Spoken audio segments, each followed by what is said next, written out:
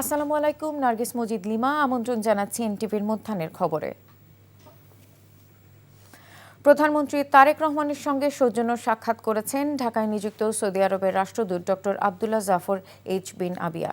সকাল 11টায় সচিবালয় মন্ত্রিপরিষদ বিভাগে এই সাক্ষাৎ অনুষ্ঠিত হয়। সৌজন্য সাক্ষাতের শুরুতে ত্রয়োদশ জাতীয় নির্বাচনে বিএনপি বিজয়ী হওয়ায় প্রধানমন্ত্রী তারেক রহমানকে অভিবাদন জানান সৌদি রাষ্ট্রদূত। পরে দুই দেশের স্বার্থ সংশ্লিষ্ট নানা বিষয় নিয়ে কথা বলেন প্রধানমন্ত্রী তারেক রহমান। এর আগে প্রধানমন্ত্রী তারেক রহমান সকাল 9টা 5 মিনিটে সচিবালয় মন্ত্রিপরিষদ বিভাগে অফিস করতে আসেন। এ সময় মুখ্য সচিব এবিএম আব্দুস সাত্তার প্রধানমন্ত্রীকে স্বাগত জানান।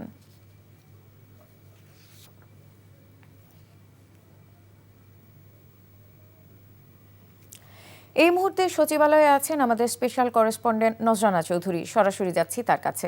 নজরানা, প্রধানমন্ত্রীর আজকের কর্মসূচি সম্পর্কে কি তথ্য আছে আপনার কাছে, আমাদের জানান।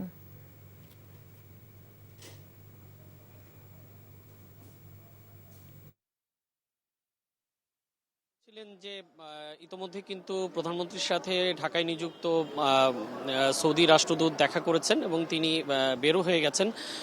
কিন্তু এর আগে কিন্তু সকালে প্রধানমন্ত্রী তারেক রহমান 9টার পরে কিছুক্ষণ পরে যে সচিবালয়ে আসেন, তারপরে পরপরই ওনার সাথে বৈঠক হয় পররাষ্ট্রমন্ত্রী ডক্টর খলিলুর রহমানের।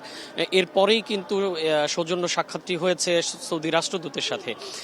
এখন একটি বৈঠক শুরু হয়েছে। এটি হলো যে হযরত শাহজালাল আন্তর্জাতিক বিমানবন্দরের যে থার্ড টার্মিনাল রয়েছে সেটি চালু করার বিষয়ে নিয়ে একটি বৈঠক অনুষ্ঠিত হচ্ছে।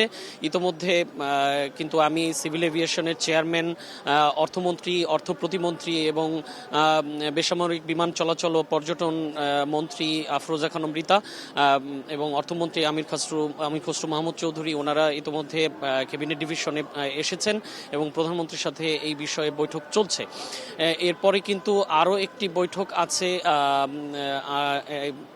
1টার দিকে। সেই বৈঠকে এলজিআরডি মন্ত্রী মির্জা ফখরুল ইসলাম আলমগীর, স্বরাষ্ট্রমন্ত্রী সালাউদ্দিন আহমদ এবং আইনমন্ত্রী ডক্টর আসাদুজ্জামান এবং প্রধানমন্ত্রীর দুই উপদেষ্টা মির্জা আব্বাস এবং নজরুল ইসলাম খান ওনারা এই বৈঠকে যোগ দিবেন।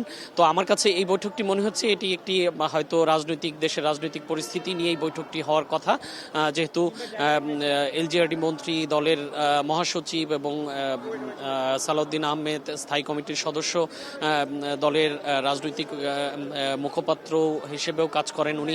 তো সেই ক্ষেত্রে মনে হচ্ছে যে মূলত দেশের রাজনৈতিক পরিস্থিতি নিয়েই হয়তো আলোচনা হবে, সামনের দিকে বাংলাদেশের রাজনীতি কিভাবে চলবে না চলবে সেই বিষয়ে। পার্লামেন্টের যে প্রথম অধিবেশনটি হবে সরকার গঠন করার পর, সেটি নিয়েও হয়তো আলোচনা হবে এই বৈঠকে। সর্বশেষ একটি বৈঠক কিন্তু দুপুর 2টায় শুরু হওয়ার কথা আছে। সেটি স্বাস্থ্য মন্ত্রণালয় সংক্রান্ত একটি বৈঠক। প্রধানমন্ত্রীর সাথে বৈঠক করবেন স্বাস্থ্যমন্ত্রী এবং স্বাস্থ্য প্রতিমন্ত্রী। তো এই ছিল আমাদের এখনকার পরিস্থিতি। তবে প্রধানমন্ত্রী কিন্তু আপনি জানেন যে দায়িত্ব নেওয়ার পর মূলত তিনি সচিবালয়েই তার কার্যালয়ে, ক্যাবিনেট ডিভিশনে যে তার কার্যালয় আছে সেখানেই অফিস করছেন। তিনি পিএমওতে তার নিজের যে কার্যালয় সেটি কিন্তু শুধুমাত্র গতকালকেই প্রথম অফিস করেছিলেন। এর বাইরে প্রতিদিনই কিন্তু উনি সচিবালয়ে অফিস করছেন। এরটি কিন্তু একটি ইতিবাচক দিক যে সচিবালয় যেহেতু বাংলাদেশের সরকারি কর্মকাণ্ডের একদম সূতিকাগার, কেন্দ্রস্থল, সেই ক্ষেত্রে প্রধানমন্ত্রী যখন সচিবালয়ে অফিস করেন সমস্ত মন্ত্রণালয় এবং সমস্ত আমলাতন্ত্র কিন্তু আমলাতন্ত্রের ভেতরে এক ধরনের সিরিয়াসনেস কাজ করে। সেই জায়গাটায় কিন্তু এটি খুবই সিগনিফিক্যান্ট যে প্রধানমন্ত্রী এখানে অফিস করছেন রেগুলার। এবং সেক্ষেত্রে সরকারের যেহেতু নতুন সরকার দায়িত্ব নিয়েছে, সরকারের মধ্যে দেশের মধ্যে যে কর্মচাঞ্চল্য শুরু হয়েছে সেটিরই একটি আমরা সেভাবেই দেখতে পারি যে নতুন প্রধানমন্ত্রী যখন অফিস করেন এত উদ্যোগী হয়ে তখন পুরো দেশের রাষ্ট্রযন্ত্র সেটি করতে তো আরো বাধ্য হয়ে যাবে। লিমা, জানছিলাম সচিবালয়ে প্রধানমন্ত্রী তারেক রহমানের কর্মসূচি সম্পর্কে।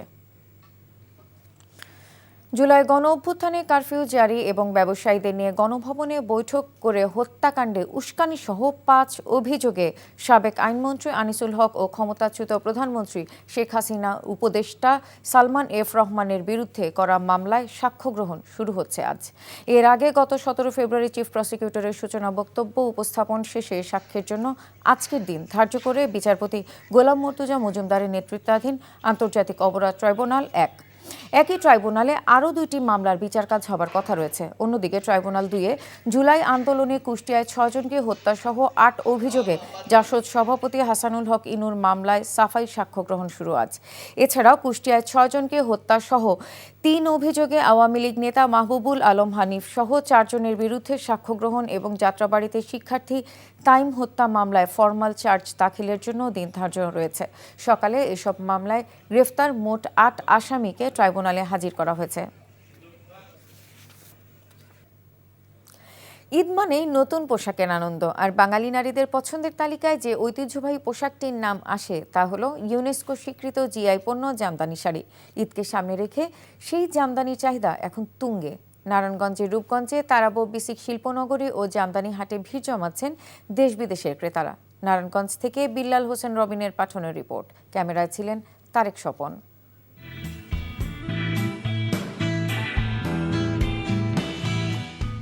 শীতলক্ষ্যা নদীর তীর ঘেঁষে নারায়ণগঞ্জের রূপগঞ্জে তারাবো এলাকায় গড়ে উঠেছে ঐতিহ্যবাহী জামদানি বিসিক শিল্পনগরী।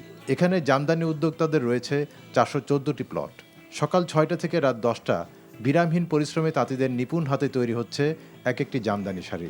রেশম ও জরিসহ বেশ কয়েক প্রকার সুতার বুননে ফুটে উঠছে পান্নাহাজার, পানসি, ময়ূরপঙ্খী, বলিহার সহ নান্দনিক সব নকশা। ঈদকে সামনে রেখে ব্যস্ত সময় পার করছেন তাঁতপল্লীর কারিগররা। ঈদ উপলক্ষে তো আমাদের অনেক চাহিদা আছে জামদানি শাড়ির, তার জন্য ঈদের জন্য আমরা কাজ একটু বেশি করতেছি। ১৫০০ আছে, ২,০০০ আছে, ১০,০০০ আছে, ৫,০০০ আছে, ৫০,০০০ আছে। যেরকম কাজ বুঝা নেয় সেরকম কাজ করি আমরা। কাজ বেশি, টাকা বেশি। দেশ বিদেশের ক্রেতা ও পাইকারদের ভিড়ে মুখর হয়ে উঠেছে জামদানি হাট। ইংল্যান্ড, অস্ট্রেলিয়া, আমেরিকা সহ বিভিন্ন দেশের ক্রেতারা সরেজমিনে উৎপাদন দেখে মুগ্ধ ও আনন্দিত। We just arrived yesterday. It's really nice. It's very, very beautiful. A lot of hard work goes into it, but it's amazing. We're happy to visit the factory because it's a UNESCO recognized World Heritage. শুধু শাড়ি নয়, ঈদের আনন্দকে আরও বাড়িয়ে তুলতে এবার জামদানির সাথে matching করে তৈরি হচ্ছে পাঞ্জাবি ও থ্রি পিসও। পরিবারের সবাইকে এক রঙে সাজাতে আগেভাগেই পছন্দের পোশাক কিনে নিচ্ছেন ক্রেতারা। বাঙালির ঐতিহ্য হচ্ছে জামদানি শাড়ি, তা আমরা ঈদে ফ্যামিলির সবার জন্য জামদানি শাড়ি কিনতে আসছি। জামদানির চাহিদাটা আসলে বরাবরই একই রকম, এর আসলে কোনো ডিমান্ড কমে না, সবসময় বাড়তেই থাকে। ভালো সারা পাইতেছি, অনেক অর্ডার পড়তেছে বাইরে। সবচেয়ে কমে নিতে পারবো এইখান থেকে, আর এইখান থেকে অরিজিনাল যে হাতে বোনানো জামদানি শাড়িটা এইখান থেকে পাওয়া যায় বেশি। শতাব্দী পেরিয়ে আজও ঐতিহ্যের ধারক হয়ে আছে জামদানি।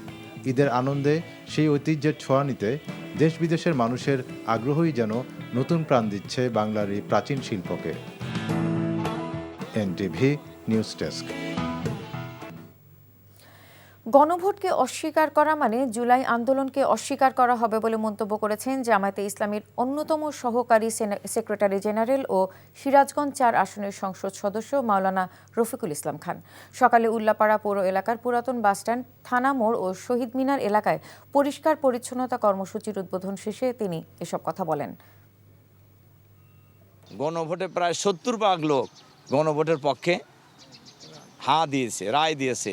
সুতরাং এই গণভোটকে অস্বীকার করা মানেই হলো জুলাই আন্দোলনকে অস্বীকার করা, এবং জুলাই আন্দোলনকে যারা অস্বীকার করবে তারা অ্যাকশনসে এটা বাংলাদেশের জনগণের সাথে প্রতারণার শামিল। আরেকটা কথা আমি পরিষ্কারভাবে বলতে চাই, আমি যে আজকে উল্লাপাড়া মডেল থানার সামনে মিডিয়ায় কথা বলতেছি, জুলাই বিপ্লব না হলে আমি এ জায়গায় আসতেই পারতাম না। এই ছিল মধ্যাহ্নের খবরে। এই খবরের ভিডিও সহ আপডেট জানতে ভিজিট করুন এনটিভি অনলাইন www.ntvbd.com। এছাড়াও এনটিভির জনপ্রিয় সব অনুষ্ঠান ও খবরের আপডেট জানতে ভিজিট করুন আমাদের ইউটিউব ও ভেরিফাইড ফেসবুক পেজে। 2টায় দুপুরের খবর দেখার আমন্ত্রণ রইল। ধন্যবাদ সবাইকে।